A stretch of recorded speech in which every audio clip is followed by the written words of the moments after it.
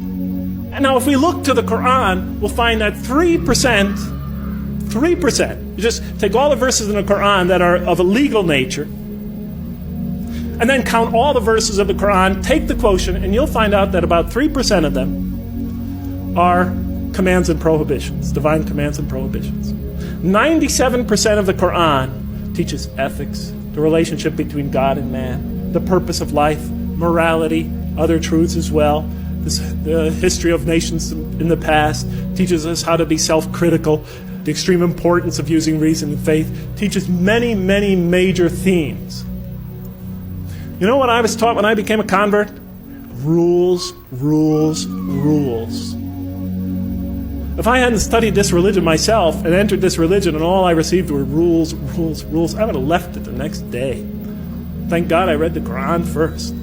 If we're going to draw these indigenous people, our own children, that second, third, and fourth generation, those converts and non-Muslims into this religion, let us begin by following the model established by God himself through his prophet Muhammad, peace be upon him.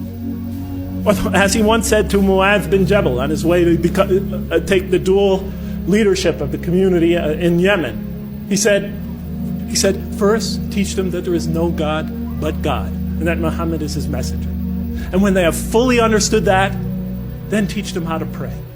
And when they become consistent in that, and they've developed in that fully, then teach them about fasting during Ramadan. And then once they've accomplished that, then teach them what?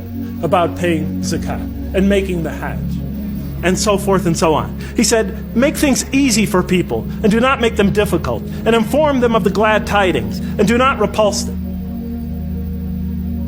I mean, you've all heard it before. Do we practice that here? We're trying to win these kids back over to this religion. We're trying to bring a community of people into listening to this religion. And the first thing we do is get them in that door. We tell them, okay, you, cover your hair, you do this, give her the gold. Okay, don't do this, don't do that, don't do that. I've attended Friday prayers for 20 years now in this country.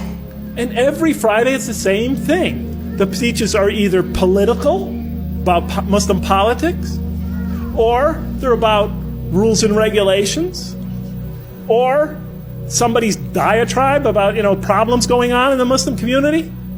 They never discuss the other 97% of the Quran. Virtually never. Or else it's just brief allusions to that. And be tolerant.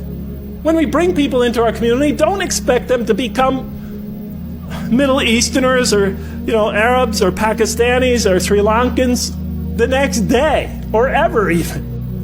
Give them time to grow into the religion.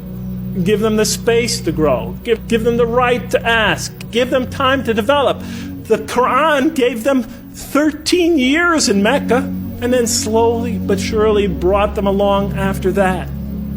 We always put the cart before the horse. If our kids come to our community not so modestly dressed, it's better that they come than not come at all. We have to start, if they have this or that problem, if their behavior is not perfect from our particular perspective, it's better that they come and hear the message. It's better that they work out for themselves what it is to be a Muslim in America. Because that's the generation that's going to have to take this into the future. It's better for them to be among us than not to be among us. If the Prophet and his companions adopted our approach, there'd probably be no Muslims today. How about the time the man came and he urinated in the mosque in that famous hadith report? The companions were ready to kill the guy. The report says that they already had their hands on him. How do you know? Because the report says the Prophet said, let him go. Go get some water and pour it over it. You've been sent to make things easy for people, not to make them hard.